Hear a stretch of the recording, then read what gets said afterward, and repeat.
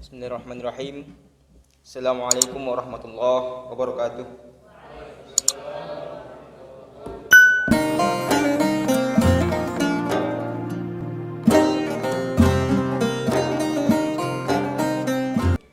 Innal hamdalillah nahmaduhu wa nasta'inuhu wa nastaghfir wa na'udzu billahi min shururi anfusina wa min sayyiati a'malina. May yahdihillahu fala mudilla lahu wa may yudlil fala hadiya lahu. Asyhadu an la ilaha illallah wa asyhadu anna Muhammadan abduhu wa rasuluh. Allahumma shalli ala Muhammad wa ala alihi wa sahbihi wa man tabi'ahum bi ihsan ila yaumil qiyamah. Amma ba'd. Masyarul muslimin yang insyaallah dirahmati Allah Subhanahu wa taala. Marilah kita senantiasa memanjatkan rasa syukur kita kepada Allah Subhanahu wa taala, Zat yang maha mulia yang telah menciptakan kita manusia dalam sebaik-baik bentuk fi ahsani taqwim. Serta senantiasa pula kita panjatkan salawat serta salam kepada baginda Rasulullah Muhammad sallallahu alaihi wasallam, Nabi sang penyempurna akhlak yang telah menjadi suri tauladan bagi kita agar senantiasa kita dapat meningkatkan iman kita kepada Allah Subhanahu wa taala, mendekatkan diri kita kepada Allah Subhanahu wa taala. Masyarul muslimin yang insyaallah dirahmati oleh Allah Subhanahu wa taala, sebagaimana kita ketahui bahwa di bulan Ramadan ini, di bulan yang mulai ini Allah Subhanahu wa taala menurunkan Al-Qur'an. Syahrul Ramadan alladzi unzila fihi Al-Qur'an. Al-Qur'an merupakan mukjizat, satu-satunya mukjizat yang diberikan oleh Allah Subhanahu wa taala kepada nabinya, kepada rasulnya yang masih bertahan bahkan setelah Rasulullah Muhammad sallallahu alaihi wasallam wafat. Dalam Al-Quran, Allah Subhanahu wa taala menerangkan bahwa nazzala 'alaikal kitaba bil haqq musaddiqan lima baina yadayhi wa anzala at-taurata wal injil, kata Allah Subhanahu wa taala. Bahwa Allah Subhanahu wa taala menurunkan Al-Quran yang di dalamnya adalah al-haq, kebenaran. Al-Quran juga merupakan musaddiqan lima baina yadayhi, menerangkan kebenaran-kebenaran dari kitab-kitab sebelumnya. Oleh karenanya dalam Al-Quran Allah Subhanahu wa taala seolah-olah menegur kita, seolah-olah menyentil kesadaran kita dan mengatakan, afala yatadabbaruna al-Quran, kata Allah. Apakah mereka itu tidak mencoba mentadabburi Al-Quran, menghayati Al-Quran? Dalam beberapa menit ke depan insyaallah kita akan membahas satu surah dalam Al-Quran yang sangat ringkas, yang sangat singkat. Akan tetapi surah ini memiliki makna yang sangat dalam, memiliki penjelasan yang sangat baik, memiliki pembelajaran yang sangat berguna bagi kita semua umat manusia. Sampai-sampai Imam Syafi'i rahimahullah mengatakan, "Lauma anzalallahu hujjatan ala khalqihi illa hadhihi surah lakafathum," kata Imam Syafi'i. Seandainya saja Allah Subhanahu wa taala tidak menurunkan hujjah ala khalqihi kepada hamba-hambanya, kepada ciptaannya, illa hadhihi surah lakafathum, maka cukuplah bagi hamba-hambanya surah ini.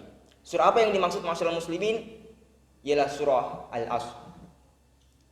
Yang sangat ringkas, hanya berjumlah 3 ayat, akan tetapi Imam Syafi'i menegaskan lakafathum, cukuplah bagi mereka surah ini sebagai pembelajaran. Di dalam surah ini masyarakat muslimin, Allah Subhanahu wa taala bersumpah wal asr, demi masa, kata Allah. Jadi kita bayangkan masyarakat muslimin, ketika kita ingin menunjukkan kesungguhan ucapan kita, ingin menunjukkan pernyataan kita bahwa kita benar-benar mengucapkan itu, keseriusan kita dalam mengucapkan itu, kita seringkali bersumpah demi Allah. Wallahi tallahi billah. Kita sandarkan sumpah kita kepada Allah Subhanahu wa taala. Dalam surah ini masyaallah muslimin, zat yang kita sandarkan sumpah kita kepadanya justru ia yang bersumpah. Wal asr, demi masa. Hal ini yang kemudian menandakan betapa seriusnya ayat ini yang mengandung makna yang sangat serius ini. Dalam ayat kedua Allah Subhanahu wa taala berfirman, innal insana lafi khusr, bahwa sesungguhnya manusia itu lafi khusrin, berada dalam kerugian. Dalam tafsir Al-Misbah, kata khusrun itu ditafsirkan bukan hanya sekedar kerugian, bukan hanya sekedar kesesatan, akan tetapi dia bersifat kerugian yang sangat besar dan bersifat beragam. Itu yang dimaksud dengan kerugian dalam surah Al-Asr ini. Allah Subhanahu wa taala di ayat pertama bersumpah. Di ayat kedua Allah Subhanahu wa taala menegaskan bahwa manusia berada dalam kerugian sepanjang hidup kita. Akan tetapi di ayat ketiga Allah Subhanahu wa taala berfirman, illal ladzina amanu wa 'amilus shalihat wa tawassaw bil haqqi wa tawassaw bis sabr. Kecuali kata Allah Subhanahu wa taala hanyalah orang-orang yang beriman, beramal soleh dan wa tawassaw bil haqqi wa tawassaw bis sabr. Dan memperingatkan dalam kebaikan dan juga kesabaran yang dapat terhindar dari kerugian selama hidupnya di dunia. Lalu apa yang dimaksud dengan iman masalah muslimin?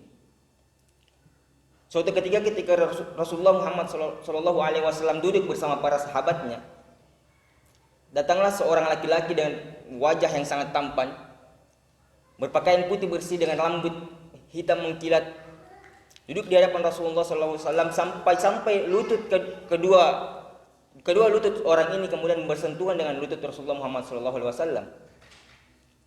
Dalam hadis, orang ini merupakan malaikat Jibril alaihissalam yang menanyakan 3 hal kepada Rasulullah SAW. Yang pertama, beliau menanyakan tentang Islam.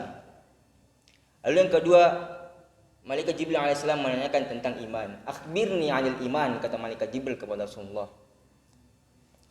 Lalu kemudian Rasulullah Muhammad SAW mengatakan, al-iman an tu'mina billah wa malaikatihi wa kutubihi wa rusulihi wal yaumil akhir wa tu'mina bil qadari khairihi wa syarrihi. Itu yang kemudian kita kenal dengan rukun iman. Jadi masyaallah muslimin, iman adalah pembenaran dalam hati kita tentang keenam rukun iman itu. Quraisy Shihab dalam tafsir Al-Misbahnya menerangkan bahwa iman itu adalah dalam bentuk penghayatan masyaallah muslimin dan sangat sulit untuk dideskripsikan. Jadi iman hanya bisa kita rasakan, imannya hanya bisa dirasakan oleh orang-orang yang beriman itu. Akan tetapi orang yang beriman sangat sulit untuk menjelaskan bagaimana rasanya iman itu.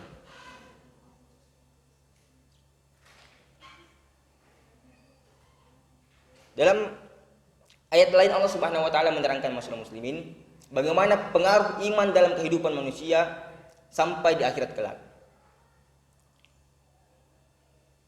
Amalan-amalan yang kita lakukan di dunia, kata Allah Subhanahu wa taala, apabila tidak didasarkan dengan iman, maka dia seperti debu yang berterbangan di akhirat kelak. Wa qadimna ila ma 'amilu min 'amalin faj'alnahu haba'an mansura, kata Allah. Maka akan kami perlihatkan amalan-amalan kalian, kata Allah, apabila tidak didasarkan dengan iman, tidak berdasarkan iman, kata Allah, maka di akhirat kelak wa ja'alna haba'an mansura, dan kami akan jadikan amalan-amalan kalian itu seperti debu yang berterbangan. Debu masyaallah muslimin ketika masih menempel masih bisa kita hitung, masih bisa kita timbang. Tapi bagaimana cara kita menimbang amalan-amalan yang seperti debu yang berterbangan? Indah sekali bahasa Quran itu.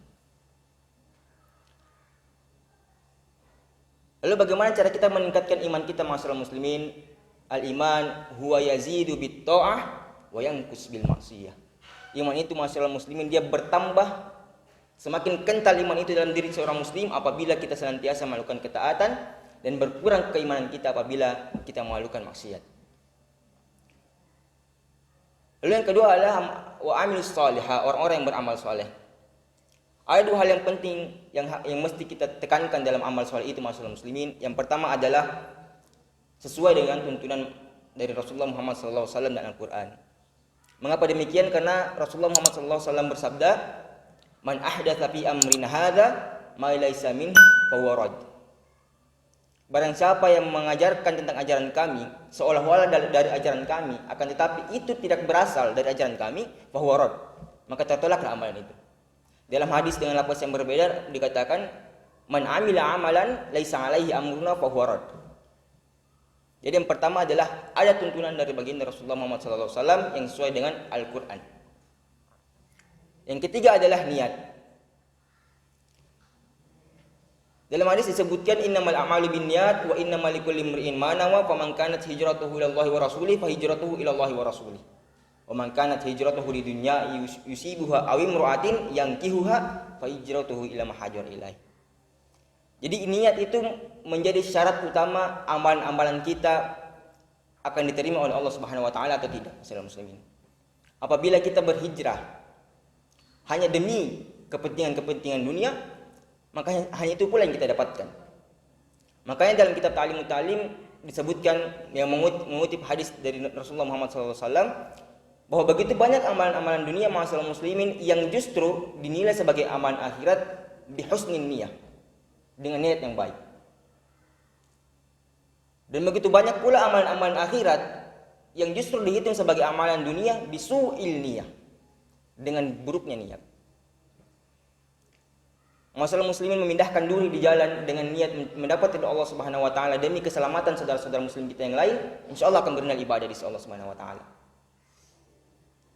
Kita sholat misalnya, kita berpuasa, kita zakat, kita haji hanya demi riya, demi sum'ah dan sebagainya, maka hanya itu pula yang kita dapatkan. Yang di akhirat kelak hanya akan menjadi haba'an mantsura, debu-debu yang berterbangan.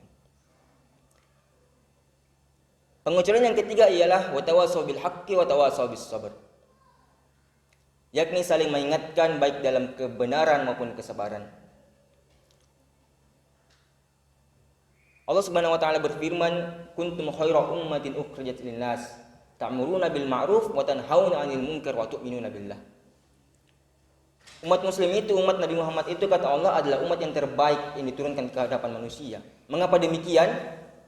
Karena kita ta'muruna bil ma'ruf wa tanhauna 'anil munkar. Mengajak kepada yang ma'ruf dan mencegah dari yang munkar, wa tu'minuna billah, dan kita beriman kepada Allah Subhanahu wa taala.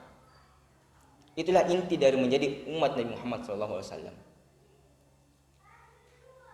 Dan memperingatkan dalam kebenaran serta kesabaran bukan hanya dari mimbar masalah muslimin. Bukan hanya dengan menjadi ustaz, bukan hanya dengan menjadi pejabat, bukan hanya menjadi politikus segala macam.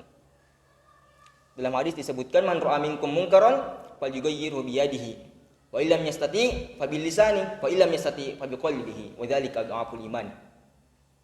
Bahwa saling mengingatkan dalam kebenaran dan kebaikan itu bisa kita lakukan bi yadihi, dengan tangan kita. Ditafsirkan oleh ulama hadis dengan kekuasaan kita. Apabila kita tidak mampu, wa fa bil lisani, dengan lisan kita. Anak kepada ayahnya, ayah kepada anaknya, ibu kepada suaminya, istri kepada suaminya, suami kepada istrinya. Fabil lisani, bisa kita laksanakan dengan lisan. Dan apabila kita tidak mampu, fabil qalbihi, dengan dalam hati kita, dengan cara gusar ke dalam hati kita, kegelisahan dalam hati kita ketika kita melihat kemungkaran. Wa dzalika adhaful iman, kata Rasulullah Muhammad sallallahu alaihi wasallam. Dan itu adalah selemah-lemahnya iman. Ketiga pengecualian tadi masalah muslimin tidak bersifat pilihan menurut hemat saya. Akan tetapi sebuah akumulasi. Orang yang imannya baik insya Allah akan melahirkan, akan membuahkan niat yang baik. Niat yang baik insya Allah akan membuahkan amalan-amalan yang baik. Amalan-amalan yang baik insya Allah akan tersebar kepada saudara-saudara kita yang lain dalam bentuk dakwah. Oleh karena itu masalah muslimin, sekali lagi mari kita senantiasa berusaha untuk meningkatkan iman kita kepada Allah Subhanahu wa taala sebagai mata air yang akan mengairi telaga-telaga ibadah kita, yang akan menambah kualitas-kualitas iman kita. Dan marilah kita senantiasa berusaha di setiap kesempatan mengupayakan untuk senantiasa mentadabburi isi Al-Qur'an untuk mendapat pembelajaran-pembelajaran, makna-makna yang sangat dalam, penjelasan-penjelasan Al-Furqan, pembeda-pembeda, Az-Zikr, pengingat-pengingat untuk senantiasa kita meningkatkan diri kita, meningkatkan ketakwaan kita kepada Allah Subhanahu wa taala. Mungkin hanya sekian yang dapat saya sampaikan. Lebih dan kurangnya mohon dimaafkan. Billahi bisabilil haq fastabiqul khairat. Syukran jazilan ala husni istima'ikum wa istimamikum. Wassalamualaikum warahmatullahi wabarakatuh.